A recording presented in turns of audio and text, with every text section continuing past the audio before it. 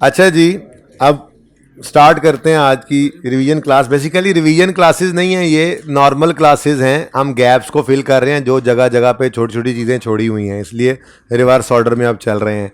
जैसे IS 1 के अंदर वो बाय बैक ऑफ शेयर्स का कॉन्सेप्ट छोड़ा हुआ है, जैसे IS 16 के अंदर मैंने एक दो चीज़ें छोड़ी हुई हैं, IS 36 के अंदर जहाँ जहाँ पे थोड़ी बहुत कमी कोताही कमी बेशी है वो इंशाल्लाह पूरी करते जाएंगे।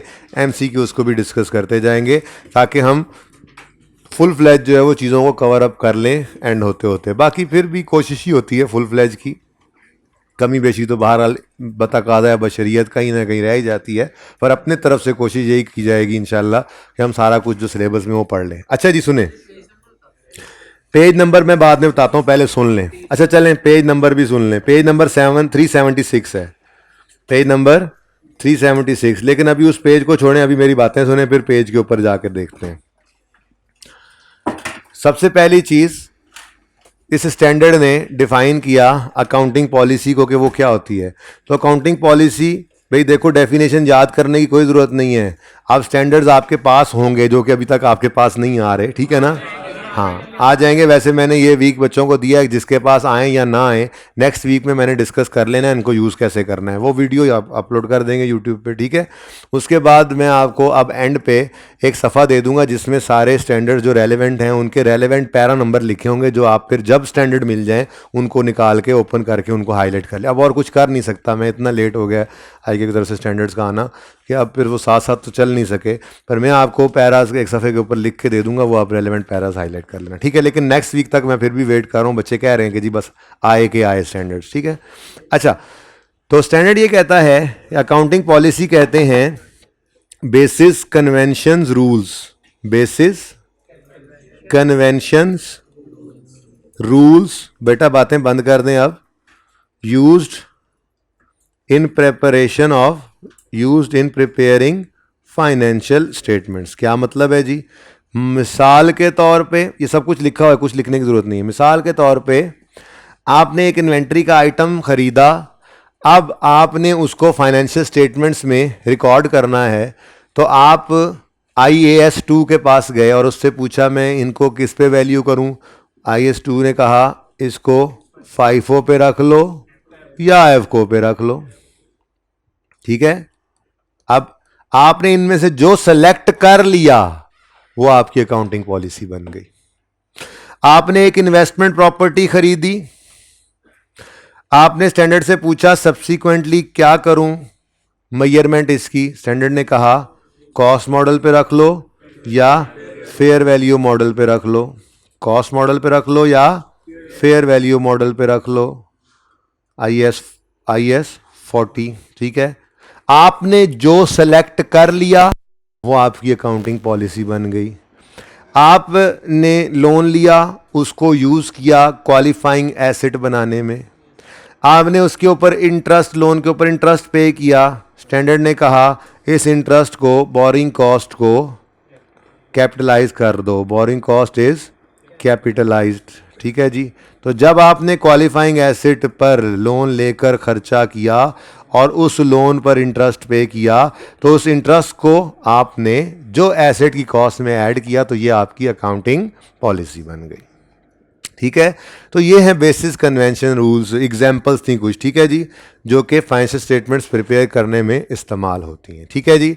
तो बेसिस कन्वेंशन रूल्स, FIFO या AFCO for inventory, fair value या कॉस्ट मॉडल फॉर IS 40 या कैपिटलाइजेशन ऑफ बोरिंग कॉस्ट, हमने क्या कह दिया कि इनमें से जो आप सेलेक्ट कर लें वो आपकी अकाउंटिंग पॉलिसी बन जाती है, ठीक है? अब अकाउंटिंग पॉलिसी सेलेक्ट कैसे करें?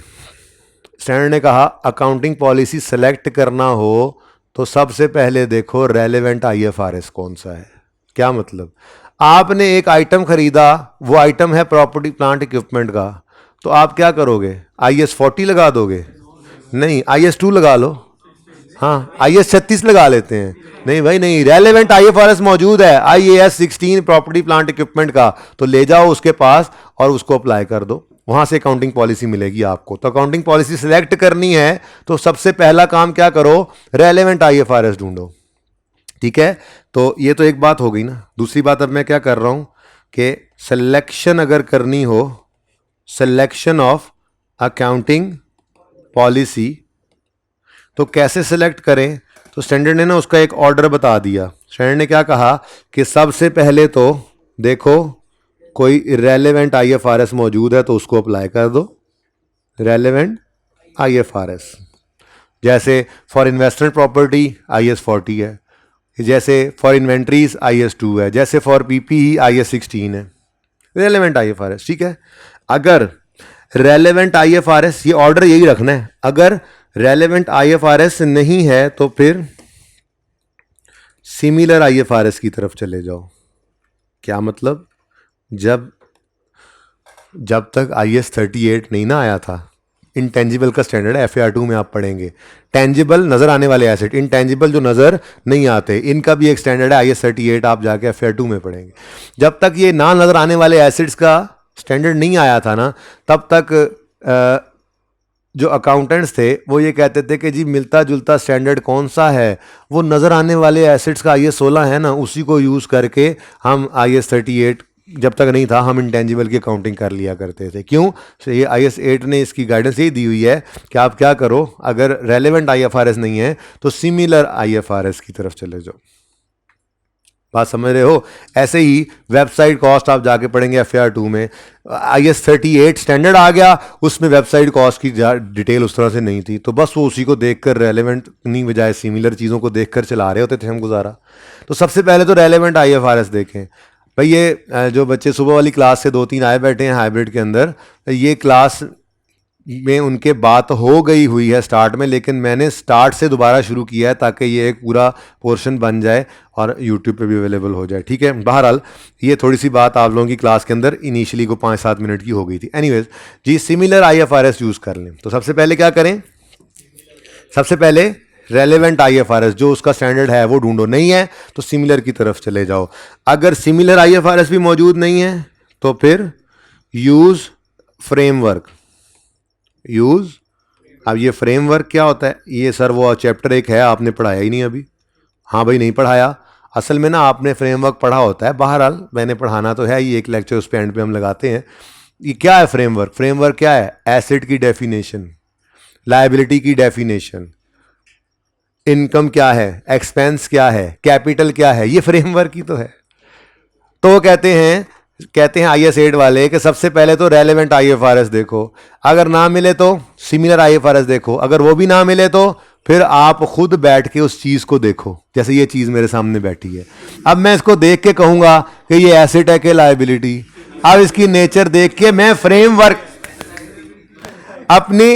अपनी जजमेंट को अप्लाई करके मैं फिर डिटरमिन करूंगा कि ये मेरा एसेट है। ठीक है, ये क्या है? ये मेरा एसेट है। ठीक है, बात समझे आप? सुने ना प्लीज यार, सुन लो। अच्छा, गोस्ट ऑफ लेग्स हैं आप लोग?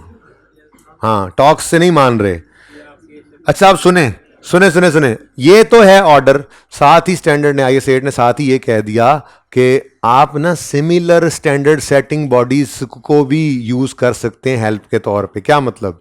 हम यूज करते हैं international financial reporting standards IFRS। ठीक है, दुनिया के कुछ ममालिक ऐसे हैं जो इनको फॉलो नहीं करते, US गैप्स को फॉलो करते हैं, जिसमें US और कुछ और ममालिक हैं। ठीक है, US गैप्स हैं, गैप्स कहते हैं जनरली एक्सेप्टेड अकाउंटिंग प्रिंसिपल्स, वो उनके अपने स्टैंडर्ड्स हैं, वो उनको फॉलो करते हैं।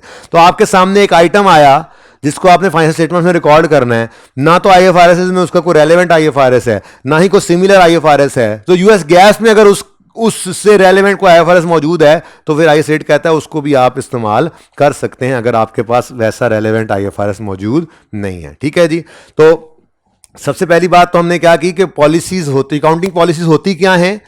क्या होती हैं जी? बोलो, लिखा हुआ है, बेसिस कन्वेंशंस रूल्स। ठीक है जी, जैसे इन्वेंट्री के लिए FIFO या EFCO, जैसे IS 40 के लिए सब्सिक्वेंट मेजरमेंट कॉस्ट या फेयर वैल्यू। फिर सेलेक्ट कैसे करें? मैंने कहा जी रेलेवेंट IFRS पकड़ो, जो वो कहता है IS 16 PPE के बारे में, PPE के बारे में वही करो।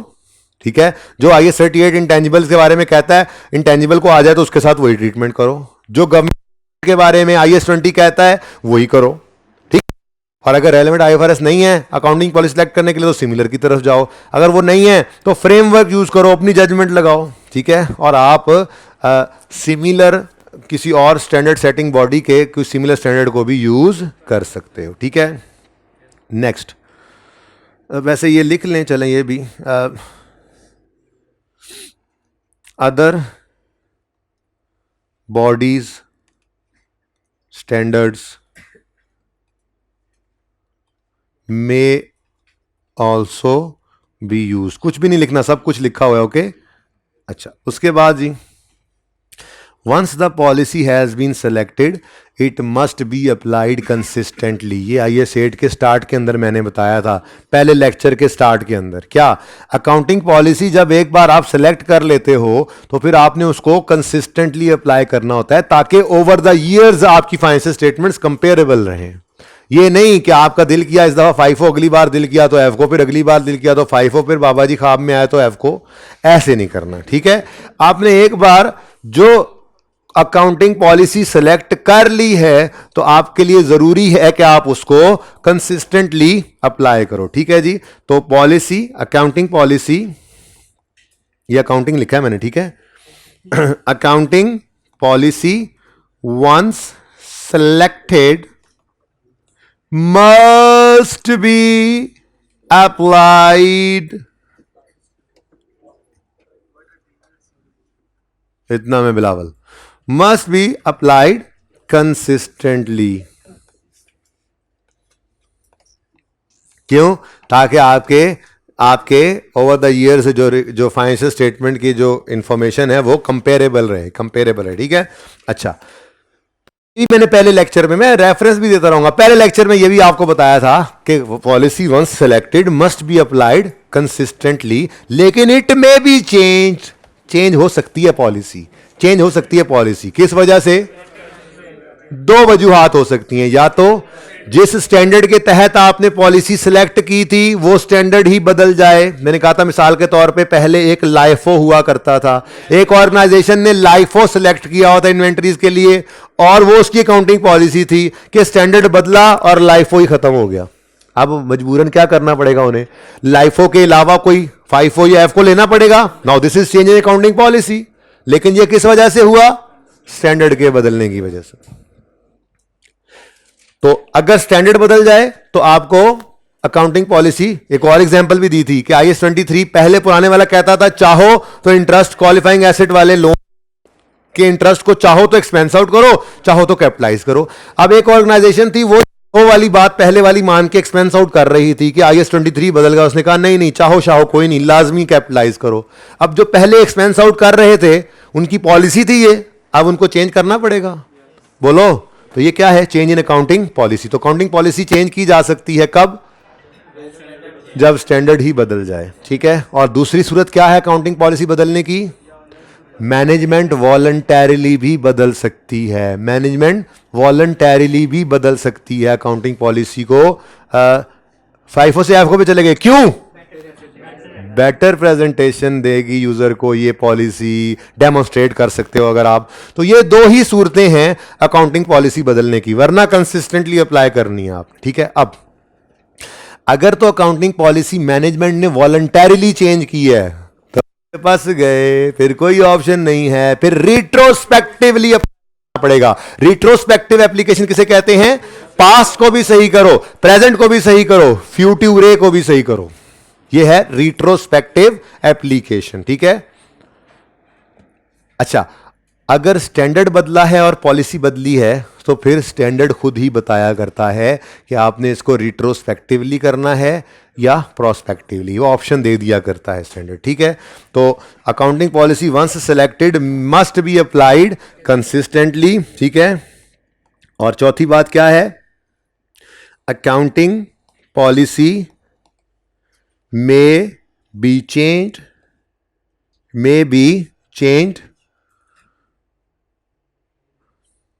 due to change in standard IFRS, ठीक है जी, और voluntarily by management, ठीक है जी, voluntarily बाय मैनेजमेंट, ठीक है जी। अच्छा जी, तो रिट्रोस्पेक्टिव एप्लीकेशन किसे कहते हैं भाई? पास्ट को भी सही करो, प्रेजेंट को भी, फ्यूचर को भी। प्रोस्पेक्टिव किसे कहते हैं? सिर्फ प्रेजेंट को और फ्यूचर को। तीन चीजें हमने पढ़ी थी इस IS 8 के अंदर। IS 8 के अंदर तीन चीजें थी। Change in accounting policy, change in accounting policy, ये हम करते हैं रिट्रोस्पेक्टिवली। रिट्रोस्पेक्टिव एप्लीकेशन इसकी होती है। एप्लीकेशन पॉलिसी है ना, अप्लाई करके लाते हैं रिट्रोस्पेक्टिवली। दूसरी चीज हमने देखी थी प्रायर ईयर, एरर हो गया और उसकी आपने क्या की? करेक्शन। तो इस सूरत में भी आपने रिट्रोस्पेक्टिवली करके आना है। एप्लीकेशन नहीं, रीस्टेटमेंट। ये ना रीस्टेटमेंट, ये इसीलिए मैंने सुबह वाली क्लास वाले बच्चों के लिए भी यहीं से बात शुरू कर दी, क्योंकि मैं बड़ी तफसील से आराम से ये बातें कर रहा हूं। एमसीक्यूज जो होमवर्क में दिए हुए हैं, तो एमसीक्यूज के अंदर ये छोटी छोटी बातें भी आपके लिए रेलेवेंट हो जानी है। ठीक है, रिट्रोस्पेक्टिव एप्लीकेशन होगी तो चेंज इन पॉलिसी की बात कर रहा है, रिट्रोस्पेक्टिव रीस्टेटमेंट होगी तो प्रायर ईयर एरर करेक्शन की बात कर रहा है। छोटी छोटी बातें हैं। ठीक है, तो रिट्रोस्पेक्टिव रीस्टेटमेंट। ठीक है जी। और लास्ट वन वॉज इस IS 8 में क्या है जी? Change in accounting estimate. Change in एक अंदाजा है, अंदाजा है। अंदाजा था जी कि हमारे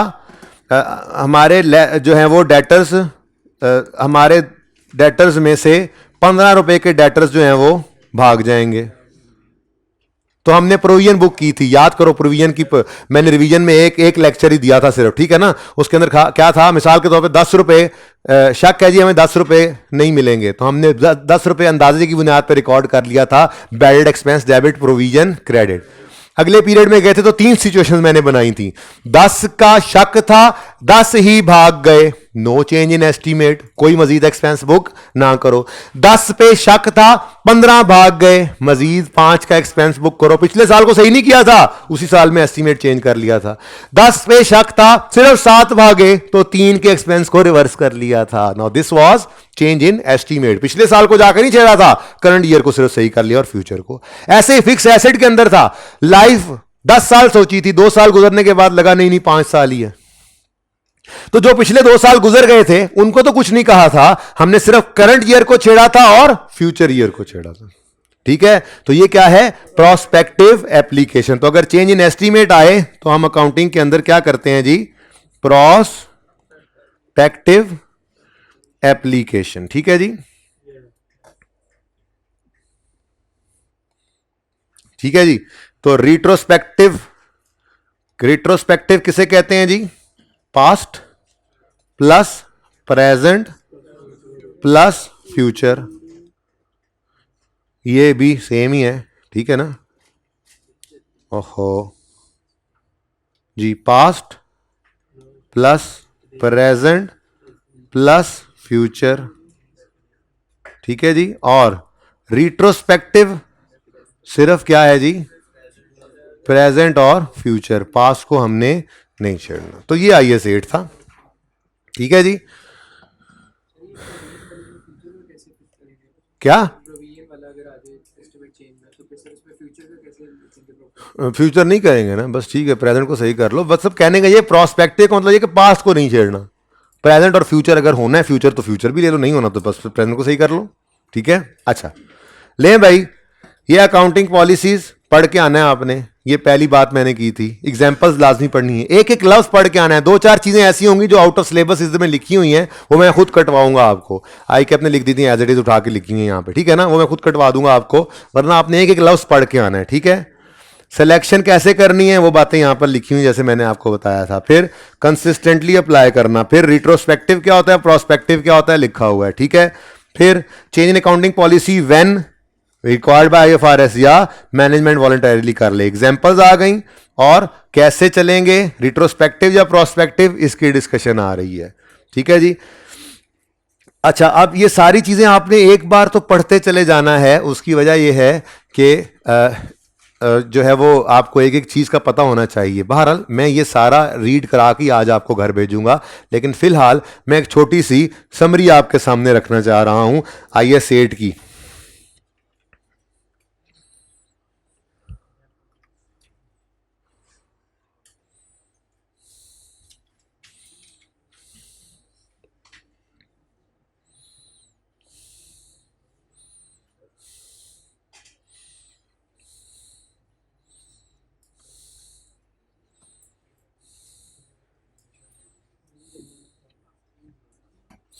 सबसे पहली बात आपको मैंने लिखवाया था, एक उसूल लिखवाया था या बोला था, आपने लिख लिया होगा कि IS 8 हमें यह कहता है कि हम इनकम स्टेटमेंट बनाएंगे 2 साल की और चेंजेस इन इक्विटी बनाएंगे 2 साल की और बैलेंस शीट बनाएंगे 3 साल की। ये रूल सेम है फॉर पॉलिसी चेंज और फॉर प्रायर ईयर एरर। यानी इनकम स्टेटमेंट 2 साल की, बैलेंस चेंज इन इक्विटी 2 साल की और बैलेंस शीट 3 साल की ही बनेगी, ये लाजमी है। ठीक है, हाँ वो अलग बात है कि आपको डाटा ही तीसरे साल का ना दिया हो तो बैलेंस शीट कैसे 3 साल की बनाएंगे। बैलेंस शीट डाटा ही 1 साल का दिया हो तो 1 साल की बना लेंगे, लेकिन वैसे रूल बता रहा हूं आपको कि IS 8 क्या कहता है, इनकम स्टेटमेंट 2 साल की, चेंजेस इन इक्विटी 2 साल की और बैलेंस शीट 3 साल की। ठीक है, अब जब नोट की बारी आई थी तो थोड़ा सा चेंज था पॉलिसी और एरर में, अगर आपको याद हो। पहला सवाल हमने किया था प्रैक्टिस क्वेश्चन 1। प्रैक्टिस क्वेश्चन 1 में हमने अकाउंटिंग पॉलिसी के अंदर चेंज का नोट बनाया था, यह सवाल था, याद है आपको। हम खड़े थे 2003 में, तो हमने स्टेटमेंट 3 और 2 की बनाई थी, जैसे इनकम स्टेटमेंट का रूल है, नोट में भी वही लगाया था, और बैलेंस शीट भी 3, 2, 1 की बनाई थी। यानी अगर चेंज इन अकाउंटिंग पॉलिसी होगी तो नोट में करंट ईयर को भी प्रेजेंट करेंगे। ठीक हो गया, वही समझ आता है। पहली बात, balance sheet, income statement, change in equity, इसके बारे में रूल पहले बता दिया। इनकम स्टेटमेंट 2 साल, चेंज इन इक्विटी 2 साल, बैलेंस शीट 3 साल, ये तो साइड पे हो गया। अब नोट की बारी आई, तो अगर चेंज इन पॉलिसी का नोट बना रहे हो तो करंट 3 में खड़े हो, 3 को भी प्रेजेंट करो। ठीक है, लेकिन अगर प्रायर ईयर एरर की करेक्शन का नोट बनाओ, जैसे हमने इस सवाल में बनाया था वंडर लिमिटेड में, तो कौन से साल में खड़े थे? 2015 में। कौन से साल में खड़े थे जी? 2015 में। तो 2015 में खड़े होकर 15 को प्रेजेंट नोट में नहीं किया था। इनकम स्टेटमेंट इसमें भी 15 और 14 की बननी थी, चेंज इन इक्विटी 15 और 14, उसमें बैलेंस शीट 15, 14, 13, ये रूल अपनी जगह है। लेकिन जब नोट में आए तो एरर करेक्शन नोट के अंदर जिस साल में खड़े हैं उस साल को प्रेजेंट नहीं करना था। ठीक हो गया, समराइज हो गया ना, जरा स्टैंडर्ड ऐसे मुट्ठी में आ जाता है, ऐसे थोड़ा सा तो स्टैंडर्ड है बस। ठीक है, बाकी चेंज इन एस्टीमेट तो बस इतना सा नोट था, ड्यूरिंग द ईयर बला बला हुआ, जिस वजह से ये इफेक्ट पड़ा प्रॉफिट पे। करंट ईयर का प्रॉफिट इतना, फ्यूचर ईयर का प्रॉफिट इतना हो गया। एक छोटी सी वर्किंग करते थे हम करंट और फ्यूचर ईयर्स की, कुछ याद है? तो बस ये IS 8, बस और तो कुछ है नहीं इसमें। ठीक है, तो ये बातें जहन में रखते हुए हम थ्योरी को पढ़ना अब शुरू कर रहे हैं। ठीक है, बैड डेट का नोट कहां पे आ गया? नहीं, वो एस्टीमेट चेंज का नोट नहीं आता, यहाँ पे सिर्फ ये वाला नोट लिखते हैं हम। ठीक है ना, उसके अंदर हम देख लेंगे। ठीक है, बहरहाल नहीं आता वैसे वो नोट, क्योंकि वो फेस के ऊपर ही हम चेंज कर देते हैं जी। थ्योरी पे आए जरा शुरू से। अब पहले 2 सफ़े तो मैंने कहा, आप पहला सफ़ा तो आप लाजमी पढ़ लेंगे ना सारा ही, ये सफ़ा और ये अगला टेबल सारा पढ़ लिया। अब मैं यहाँ से बात शुरू करता हूँ। ठीक है, ये अंग्रेज़ी पढ़ते जाएंगे, कोई मसला हुआ तो इसमें से उसको डिस्कस करते जाएंगे। थोड़ी सी हिम्मत करनी है अगले 20 मिनट, ताकि इसको फड़का दें, साइड पे कर दें, और फिर आपको MCQs में मसला नहीं होगा इंशाल्लाह। ठीक है, असल में आज IS 33 इसीलिए नहीं शुरू किया कि मैं IS 33 शुरू कर देता और ये पेंडेंसीज चलती साथ साथ, तो ये हर रोज़ ये IS 8 भी चल रहा होता 33 के साथ साथ। तो मैंने कहा चलो एक दिन और इस पर लगा के ज़रा इसको, और वो कहते हैं ना पंजाबी में कूंज लें, हाँ, ज़रा थोड़ा सा इसको इकट्ठा कर लें, कूंज लें इसको। तो कल से IS 33 शुरू करेंगे, छोटा मोटा काम तो चलता रहेगा, 7 का भी, 8 का भी, सबका साथ साथ। ठीक है, तो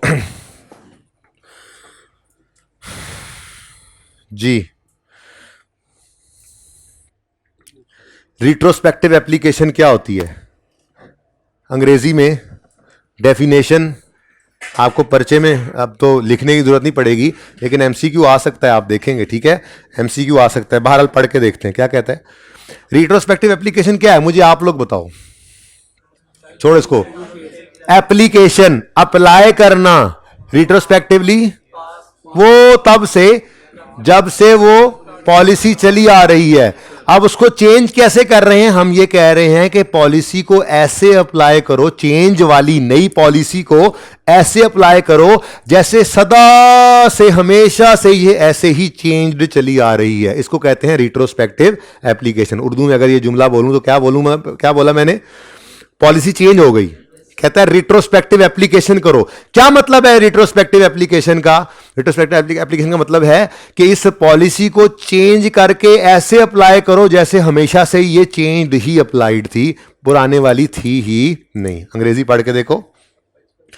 application of change in accounting policy to transactions, other events and conditions as if that policy had always been applied. ठीक है, अब वो कहता है we restate the figures and provide disclosures as well. यही किया था हमने, इनकम स्टेटमेंट बैलेंस शीट के अंदर रीस्टेटेड का लफ्ज लिखा था, यानी हमने फिगर्स को चेंज किया था और हमने नोट भी बनाया था। ठीक है, वी रीस्टेट द फिगर्स और we also provide the disclosure यानी नोट। यही किया था ना भाई?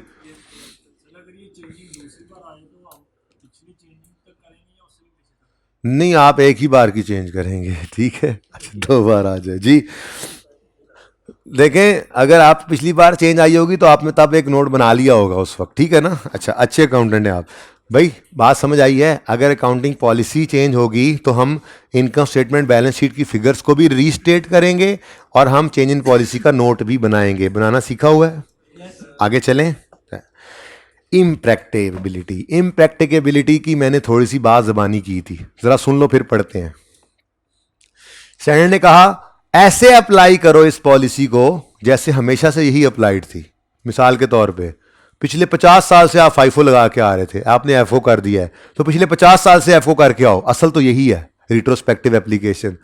अब आपने कहा था, याद होगा मैंने कहा आपको वो एग्जाम्पल, आपने कहा था जी हम तो 5 साल से ज़्यादा का डाटा ही नहीं रखते। टैक्स वालों ने कहा उससे पहले उससे पिछला डाटा हम कितना संभाल के रखें, डाटा हम फारिग कर देते हैं, ज़ाया कर देते हैं।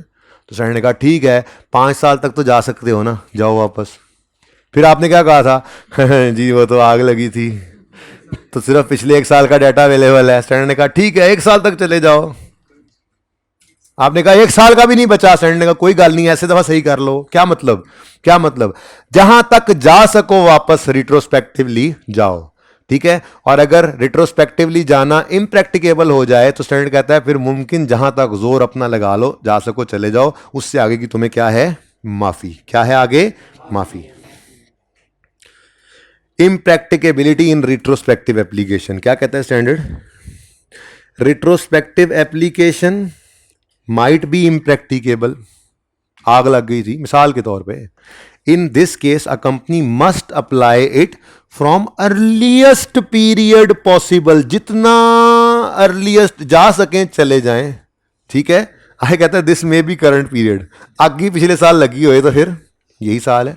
तो ये कहता है इम्प्रैक्टिकेबिलिटी अगर आ जाए तो एंटिटी को क्या चाहिए? जितना जोर लगा सकते हैं लगा लें, जितना अर्लीस्ट जा सकते हैं चले जाएं, ठीक है। अगर बिल्कुल पिछले साल भी नहीं जा सक रहे तो फिर इस साल का डाटा कोल ही है ना, एनू सही कर लो कम से कम, ठीक है।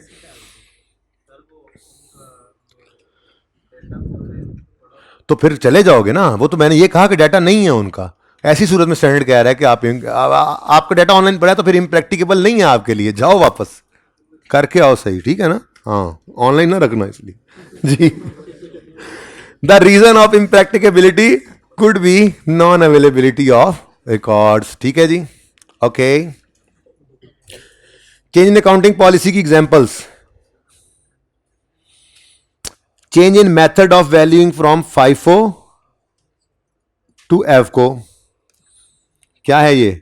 चेंज इन पॉलिसी की एग्जांपल। फेयर वैल्यू कॉस्ट से फेयर वैल्यू मॉडल IAS 40 में। ये आसान लग रहे हैं ना। अभी एक बड़ी अहम चीज आगे आ रही है, इसलिए जरा मैं माहौल बनाता हुआ जा रहा हूं उसकी तरफ, ठीक है जी। कॉस्ट से फेयर वैल्यू की तरफ आ गए। क्या है? चेंज इन अकाउंटिंग पॉलिसी, इसका सवाल अभी करवाना है, ठीक है। अच्छा फिर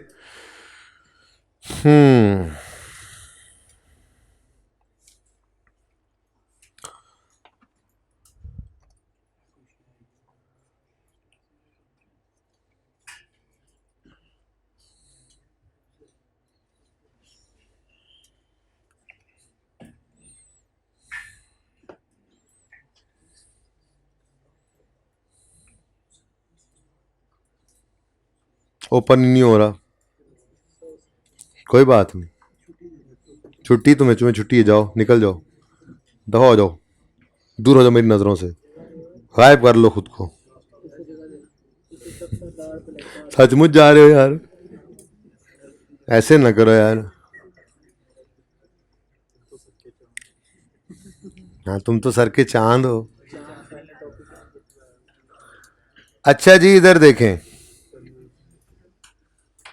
ये क्या है, कुछ याद है? Revaluation, revaluation. अच्छा चलो ये तो बहुत आगे का सवाल है, कोई इससे कोई पुराना सवाल, बिल्कुल छोटा सा सादा सा सवाल देखते हैं। यही था मेरे ख्याल में, छोटा सा सादा सा सवाल जी। यकम जनवरी 15 पे आपने इनिशियल मेजरमेंट किस पे की? कॉस्ट पे। 31 दिसंबर 12 पे आप कॉस्ट पे थे, 31 दिसंबर 13 पे आपने फैसला किया कि आप कॉस्ट पे ही हैं। अच्छा ओके, और यकम जनवरी 14 पे क्या हुआ? आप रीवैल्यूएशन मॉडल पर स्विच कर गए। अभी तक मैंने आई एस 16 एक बार भी एग्जाम्पल में नहीं बोला था। आई एस 16 में कॉस्ट मॉडल और रीवैल्यूएशन मॉडल दो मॉडल्स थे ना, मैंने अभी तक नहीं बोला था आई एस 8 के टॉपिक में, कोई वजह थी तो नहीं बोला ना, ठीक है। अब 2014 के अंदर कॉस्ट मॉडल से पीपीई को रीवैल्यूएशन मॉडल पे लेकर जाना, ये चेंज इन अकाउंटिंग पॉलिसी है। This is change in accounting policy, ठीक है। लेकिन हम रीवैल्यूएशन कर कुर आए, हमने तो कहीं पे रिट्रोस्पेक्टिव एप्लीकेशन नहीं की थी इसकी। जरा देख के बताओ, क्या यकम जनवरी 12 वाले साल को हमने सही किया था? 13 को सही किया था, तो सारा कुछ कहां पे कर लिया हमने? 14 में ही। तो फिर ये तो कोई बात ना हुई। एक तरफ मैं कह रहा हूं ये अकाउंटिंग पॉलिसी का चेंज है, दूसरी तरफ मैं कह रहा हूं कि आपने रिट्रोस्पेक्टिव एप्लीकेशन इसकी की ही नहीं, करके आए हैं हम, इसकी अकाउंटिंग पढ़ आए हैं हम। तो ये क्या चक्कर है? या तो ये चेंज इन अकाउंटिंग पॉलिसी नहीं है, तो या फिर इसकी ट्रीटमेंट गलत है। क्या करें फिर? को फैसला करो हैं। तो मैंने पक्की छुट्टी दे देनी, अगर अब तुमने एक बार छुट्टी बोला तो पक्की छुट्टी, ठीक है ना? हाँ दे देनी अब मैंने पक्की छुट्टी। जबान तुम्हारी अब ना ओपन हो, ओके, क्लोज्ड रहे। भाई साहब ये चेंज इन अकाउंटिंग पॉलिसी है या नहीं है, पहले फैसला तो ये कर लें। ये चेंज इन अकाउंटिंग पॉलिसी नहीं है, IS 8 कहता है ये चेंज इन अकाउंटिंग पॉलिसी है। इट इज, ये change in accounting policy is, ये अकाउंटिंग पॉलिसी का चेंज है, ये अकाउंटिंग पॉलिसी का चेंज इज है। लाजमी बात है, इसमें कोई दूसरी राय नहीं है। तो फिर IS 8, तुम तो कहते हो कि ये चेंज इन अकाउंटिंग पॉलिसी है, तो फिर जो हमने वो 22 दिन 20 दिन, बल्कि आप तो पोस्ट वाले हो, आपने को 13-14 दिन खपे थे, 15 दिन इस पे, ठीक है, बड़ी क्लास होती है ना, जो इतना सबसे लेंथी वही टॉपिक था ना, इतना खपे थे रीवैल्यूएशन में, क्या वो सारा कुछ ही गलत किया था? क्या दोबारा जाके हमें वो टॉपिक ओपन करना पड़ेगा? ऐसा कुछ नहीं है। IS 8 कहता है कॉस्ट मॉडल से रीवैल्यूएशन मॉडल पे जाना ये अकाउंटिंग पॉलिसी का चेंज तो है, लेकिन इसकी अकाउंटिंग मुझसे मत पूछो, इसकी अकाउंटिंग IS 16 से जाके पूछो, जैसे वो कहे वैसे कर लो। तो ये जैसे हमने किया था ना, ये IS 16 ने हमें कहा हुआ था कि रीवैल्यूएशन पर इस तरह से अकाउंटिंग कर लेना, ठीक है। तो ये बहुत इंपॉर्टेंट MCQ है, ये बहुत इंपॉर्टेंट MCQ बन सकता है कि IAS 16 का कॉस्ट मॉडल से रीवैल्यूएशन मॉडल पर जाना, क्या ये चेंज इन अकाउंटिंग पॉलिसी है? बिल्कुल है। लेकिन क्या इसकी अकाउंटिंग IS 8 वाली रिट्रोस्पेक्टिव एप्लीकेशन होगी? नहीं। IS 8 कहता है कि इसकी अकाउंटिंग के बारे में आप जाके पूछ लो IS 16 से, जैसे वो कहे वैसे करो, मुझसे मत पूछना इसकी अकाउंटिंग पॉलिसी। इसलिए जो हम करके आए वो बिल्कुल सही करके आए थे। वो IS 16 ने कहा था कि इस तरह से अकाउंटिंग हमने करनी है, ठीक है। चलो जी फिर वापस आओ, IAS 8 अब पढ़ो इस एग्जाम्पल को, किधर गई ये example 4, adoption of revaluation model, adopt किया of revaluation model for non current assets previously held at cost.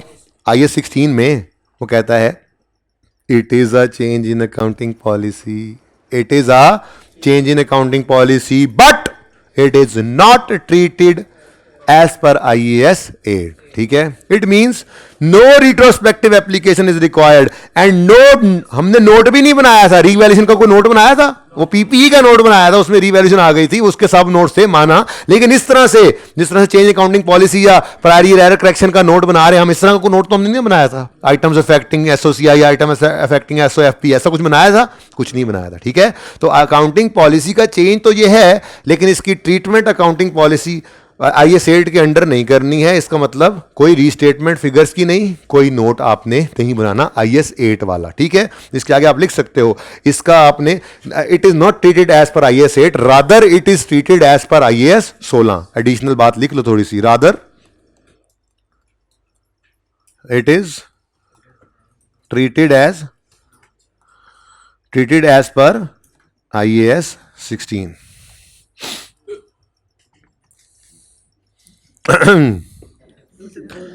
मुझे याद आया मैंने कैश फ्लो के 2 सवाल भी डिस्कस करने हैं। अच्छा, आगे बढ़ते हैं।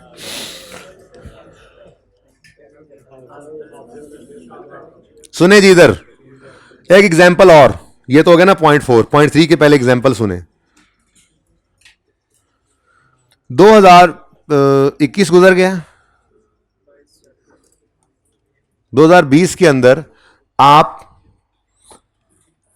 कॉटन बेल्स खरीदते थे, उनको प्रोसेस करके आप यार्न धागा बनाते थे और स्पिनिंग मिल थे, आप स्पिनिंग मिल थे। ठीक है, और आप ये धागा बना के आगे वीविंग मिल को सेल करते थे। तो आपका कोर बिजनेस क्या था?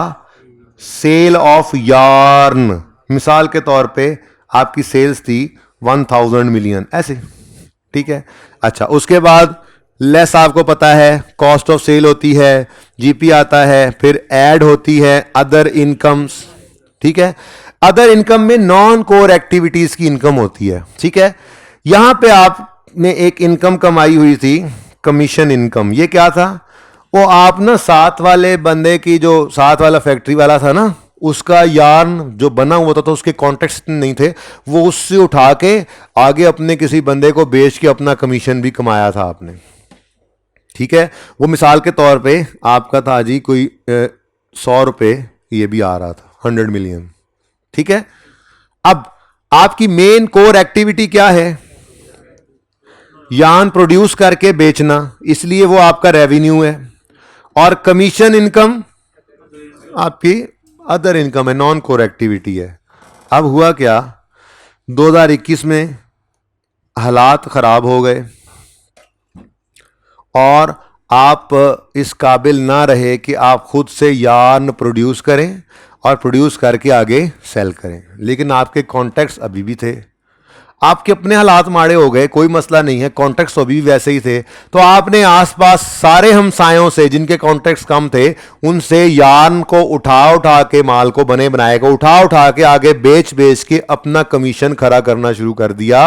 अब आपकी कोर एक्टिविटी क्या बन गई है? Commission income. ठीक है, तो आपने इस साल कमीशन इनकम को जो है इधर क्लासिफाई करना है, रेवेन्यू मेन आपकी चीज है। रेवेन्यू, सेल को रेवेन्यू कहते हैं ना, रेवेन्यू। ठीक है, रेवेन्यू ब्रॉडर टर्म। ठीक है, तो रेवेन्यू के अंदर आपको कमीशन इनकम लेकर जानी पड़ेगी, पिछले साल वाली नहीं, इस साल। मिसाल के तौर पे आपने 580 रुपया को जो कमाया है, ये कमीशन कमाया है। ठीक है, अब एक मसला आ रहा है, अगर आप गौर फरमाएं तो मसला क्या आ रहा है? आप पहले अदर इनकम में कमीशन को रखते थे, इस साल आपने कमीशन को रेवेन्यू के अंदर लिख लिया, तो IAS 8 कहता है ये भी चेंज इन अकाउंटिंग पॉलिसी है। ये भी क्या है? चेंज इन अकाउंटिंग पॉलिसी है कि आपने प्रेजेंटेशन बदल ली एक लाइन आइटम की। पहले एक चीज आपकी अदर इनकम कहलाती थी, अब वो आपकी कोर एक्टिविटी वाला रेवेन्यू कहलाने लग गया है। ठीक है, तो ये भी क्या है? It is an example of, ये एमसीक्यू बन सकता है इससे, प्रैक्टिकली तो सवाल इसमें से आना मुश्किल है। बहरहाल आप ये तो कोई मसला नहीं है। ठीक है, तो ये क्या है जी? ये क्या है? Change in accounting policy. पढ़ो क्या कहता है जी 3 में। Classifying commission earned as revenue in statement of profit or loss, having previously classified it as other operating income। समझ आ रही है बात की? ये बात समझ आ गई? चल एक मिनट, वारी वारी यार। नहीं, एग्जाम्पल स्टैंडर्ड ने दी हुई है, पढ़ा दिया ताकि एमसीक्यू में आया तो कर लो। बेसिकली उसने कमीशन इनकम को अदर इनकम से पिछले साल में उठा के इस साल रेवेन्यू में डाला है। तो बेसिकली उसने यही किया है। ठीक है, तो इसको चेन अकाउंटिंग पॉलिसी क्यों कह रहे हैं? प्रीवियसली अदर इनकम में जाने वाला आइटम अब रेवेन्यू के अंदर आ गया, तो पिछले साल से ये साल कंपेरेबल नहीं रहा, तो स्टैंडर्ड कहता है ये चेन अकाउंटिंग पॉलिसी है। बेसिकली इसने ये किया। ओके यार, कहाँ गया गुस्सा? यार गुस्सा नजर आ रहा है? गुस्सा ऐसे होता है ऐसे जी। हाँ मैंने किया गुस्सा फिर। अच्छा जी, disclosure of change in accounting policy. Disclosure यानी नोट में क्या कुछ हो। स्टैंडर्ड ने लिखा हुआ है कि इसके अंदर टाइटल ऑफ स्टैंडर्ड लिखो। IS 23 बदला था, याद आ रहा है? तो जो अंग्रेजी पर्चे में लिखी हुई थी हमने लिखी थी ना। ठीक है, अ न्यू स्टैंडर्ड केम विच, उस जिसने कहा कि ये कर दो ये कर दो। ठीक है, तो टाइटल ऑफ स्टैंडर्ड लिखो, नेचर ऑफ चेंज लिखो। क्या चेंज आई जी? उसने कहा था कि पहले जो बोरिंग कॉस्ट एक्सपेंस आउट होती थी, आज से वो क्या कर दो? कैपिटलाइज कर दो। अंग्रेजी लिखते थे हम। ठीक है, फिर a description of any transitional provision. सवाल में लिखा हुआ था कि स्टैंडर्ड ने कहा है कि आप उसको चाहो तो इसी साल से इफेक्टिव करो या चाहो तो पहले से कर लो। इस एंटिटी ने एक्सेप्ट कर लिया है कि इसको प्रीवियसली रिट्रोस्पेक्टिव एप्लीकेशन करेंगे। ये सारी अंग्रेजी सवाल के पहले पैरा से उठाकर लिखी थी। और बोलो, बल्कि इवन ये वाला पॉइंट भी कि यानी कि जो आप प्रैक्टिस सेट 1 अगर ओपन करें ना, ओपन कर लें, ज़रा ओपन कर लें, तो ये पहले 4 पॉइंट्स उसमें कवर होते हैं। ठीक है ना? क्या मतलब? सवाल के अंदर जो डाटा गिवन है, ठीक है, सवाल के अंदर जो डाटा गिवन है पहले पैरा में, उसको एज इट इज लिख देना पहले 4 पॉइंट्स को कवर कर देता है। ये देखो, ये मैंने हाईलाइट भी किया था, अंग्रेजी हमने लिखी थी, आपको लिखवाई थी। During 13 a revised IFRS on borrowing cost was published. आ गया टाइटल? बोलो, आ गया title? The company had previously expensing borrowing cost, but IFRS require borrowing cost to be capitalized in cost of related asset। ठीक है, तो ये हमने क्या बताया?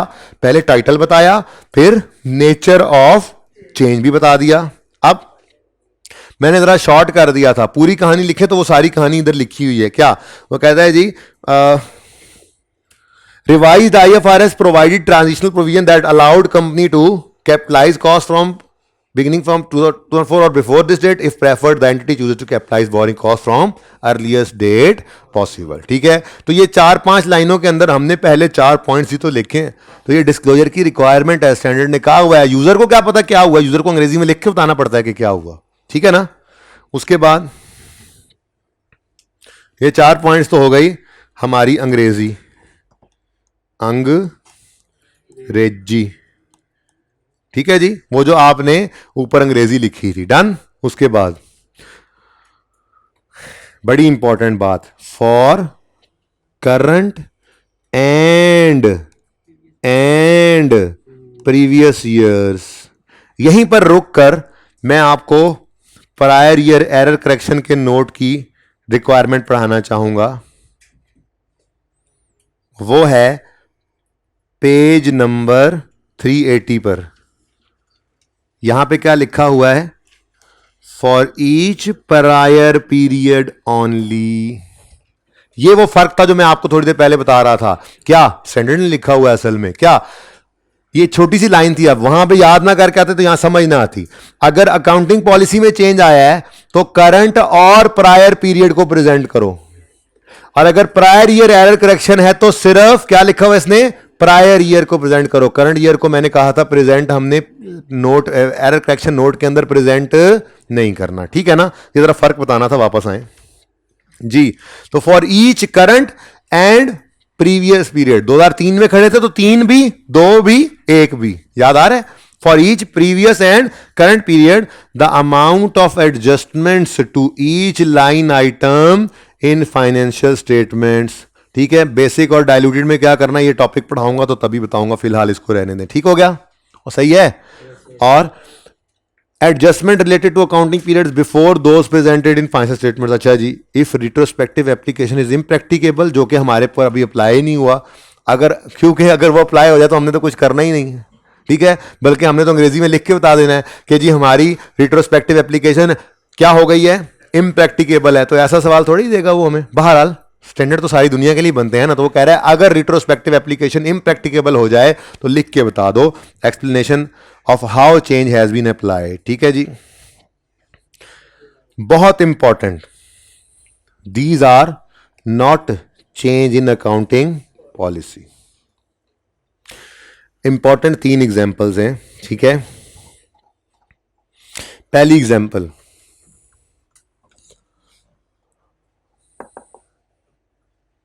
अच्छा, आप पहले क्या करते थे, आप एक सॉफ्टवेयर हाउस हैं, ठीक है, और आप जब भी कोई नए एम्प्लॉयज़ हायर करते थे तो आप उनके लिए लैपटॉप्स नए खरीदते थे बाजार से जाके। क्या करते थे, नए लैपटॉप परचेज करते थे। यानी आपकी पॉलिसी क्या थी, policy not accounting policy, this is business policy. आपकी पॉलिसी क्या थी, और भाई उठ जा, हमारी पॉलिसी, अब पता नहीं तुम सोए हुए हो, पॉलिसी हमारी बिजनेस पॉलिसी और अकाउंटिंग पॉलिसी का फर्क आने लगा, ठीक है जी। थोड़ी हिम्मत करो, क्या हो गया। कोशिश तो मेरी यही होती है कि थ्योरी ना ही पढ़ाऊं, लेकिन अब थोड़ी बहुत तो पढ़नी पड़ी, मजबूरी तो पढ़नी पड़ती है ना। सारा कुछ तो करवा दिया, सिर्फ दिखा रहा हूं कि ये सारी बातें ऐसे, फिर एडिशनल चीजें भी कुछ होती हैं। सुनो, बड़ी इंटरेस्टिंग बात कर रहा हूं। आपकी business policy, this is not an accounting policy, ये आपकी बिजनेस पॉलिसी है कि आप हर नए एम्प्लॉय को लैपटॉप खरीद के देते हैं। तो आप हर 6 महीने बाद जो नई रिक्रूटमेंट करते हैं, क्योंकि आप सॉफ्टवेयर हाउस हैं तो आप हर वक्त आप जो है वो प्रोफेशनल्स को हायर करते रहते हैं, काम आपका बढ़ रहा है, प्रोफेशनल्स बढ़ रहे हैं। तो हर 6 महीने बाद आप जो 10, 12, 15 बंदे हायर करते हैं, आप उनके लिए नए लैपटॉप्स परचेज करते हैं। आपने सोचा ये परचेज करने की बजाय आइंदा से हम इनको लीज पे ले लिया करेंगे। क्या कर लेंगे, लीज पे। स्टैंडर्ड कहता है ये अकाउंटिंग पॉलिसी का चेंज नहीं है, ये बिजनेस डिसीजन, बिजनेस पॉलिसी का चेंज है, ठीक है। आप पहले एसेट परचेज किया करते थे, आज आपने फैसला कर लिया कि आप एसेट्स को लीज पे लिया करेंगे, तो ये आपकी अकाउंटिंग पॉलिसी का चेंज नहीं है, ये आपकी बिजनेस पॉलिसी का चेंज है। तो इसको अकाउंटिंग पॉलिसी का चेंज मत समझना, क्लियर।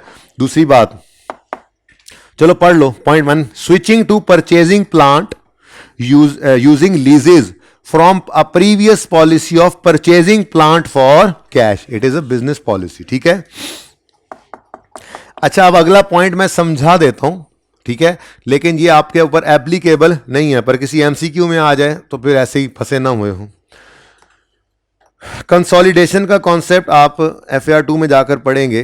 मिसाल के तौर पे PTCL, पहली ही एग्जांपल किताब के अंदर FAR 2 के अंदर PTCL और यूफोन की दी गई है कि PTCL ने यूफोन को 50% से ज़्यादा जब एक्वायर कर लिया तो यूफोन PTCL की सब्सिडरी बन गई। अब ये अलग अलग ऑर्गेनाइजेशंस तो ज़रूर हैं, लेकिन दुनिया वालों के लिए ये एज अ होल एक ग्रुप हैं, ये एज अ होल एक ग्रुप हैं। तो रिक्वायरमेंट क्या है, PTCL अपनी इंडिविजुअल फाइनेंशियल स्टेटमेंट्स भी बनाएगा, यूफोन अपनी इंडिविजुअल फाइनेंशियल स्टेटमेंट्स भी बनाएगा, और फिर ये PTCL वाले जो बड़े पेरेंट के अकाउंटेंट हैं वो इन दोनों financial statement, separate financial statements को कंबाइन करके एक कंसोलिडेटेड फाइनेंशियल स्टेटमेंट्स भी बनाएंगे, ठीक है। अब इसको जगा दो जरा, अब सुनो। यूफोन यूज कर रहा था इन्वेंट्रीज के लिए FIFO सेपरेट फाइनेंशियल स्टेटमेंट्स में, और PTCL यूज कर रहा था FCO, ठीक है। अब जब ग्रुप फाइनेंशियल स्टेटमेंट्स बनने लगी तो यूफोन के FIFO वाली इन्वेंट्रीज को हमने FCO पे कर लिया ताकि पूरे group as a whole group की फाइनेंशियल स्टेटमेंट्स में इन्वेंट्रीज एक ही अकाउंटिंग पॉलिसी पे आ जाएं, तो स्टैंडर्ड ने कहा कि ये कंसोलिडेशन एडजस्टमेंट तो हो सकती है, इसको आप चेंज इन अकाउंटिंग पॉलिसी नहीं कहेंगे, क्योंकि सेपरेट फाइनेंशियल स्टेटमेंट्स के अंदर इन्होंने कुछ नहीं चेंज किया, ये कंसोलिडेटेड फाइनेंशियल स्टेटमेंट्स में चेंज हो रहा है। बहरहाल ये एप्लीकेबल नहीं है आप पे कॉन्सेप्ट, क्योंकि कंसोलिडेशन ही आप पे एप्लीकेबल नहीं है, लेकिन कोई एमसीक्यू ना आ जाए इसलिए मैंने एहतियातन पढ़ा दिया। पढ़ो। Changing the value of a subsidiary's inventory in line with group policy for inventory valuation when preparing consolidated financial statements. It is a consolidation adjustment because subsidiary does not change policy in separate financial statements. समझ आई है थोड़ी बहुत चले। हिम्मत थोड़ी सी जी।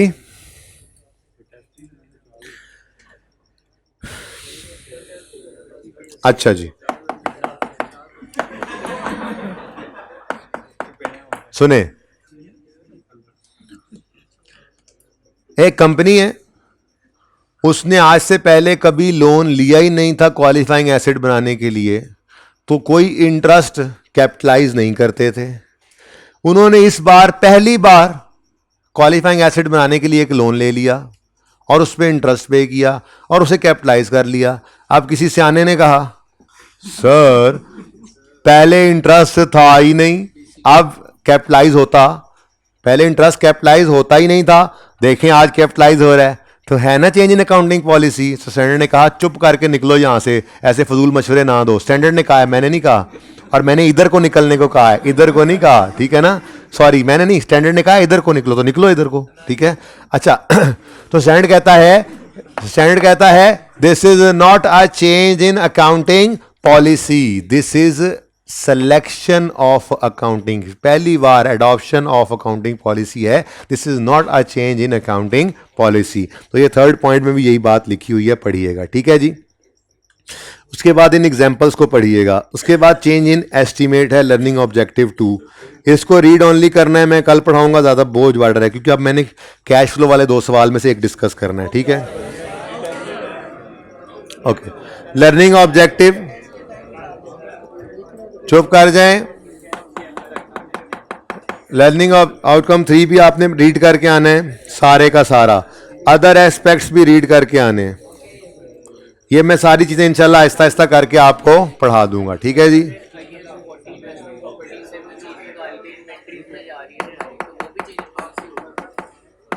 Please जी फरमाएं। भाई साहब कह रहे हैं कि IS 40 की इन्वेस्टमेंट प्रॉपर्टी को निकाल के IS 2 इन्वेंट्रीज में ले गए, तो क्या ये चेंज इन अकाउंटिंग पॉलिसी है? आप बताएं। नहीं है भाई, वो सही कह रहे हैं, नहीं है। क्यों? आप IS 2 में लेकर गए हो, अब पहली बार वहां पे जाके आपने पूछना है इसको FIFO पे रखें या FCO पे रखें, तो वहां पे पहली बार वहां की अकाउंटिंग पॉलिसी सिलेक्ट होगी। ये चेंज इन अकाउंटिंग पॉलिसी नहीं है, तो ट्रांसफर कर दिया था आपने, ठीक है। अच्छा जी, अब ओपन करें जरा सिंध रोबोटिक्स।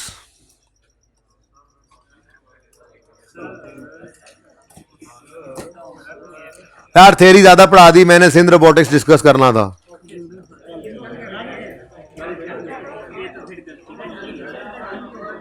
आपस की बात है, मेरा अपना दिल भी नहीं कर रहा था इसलिए मैं बस कर रहा हूं, वरना कभी ना करता। अब सुनो, अब सुनो सुनो सुनो सुनो सुनो सुनो,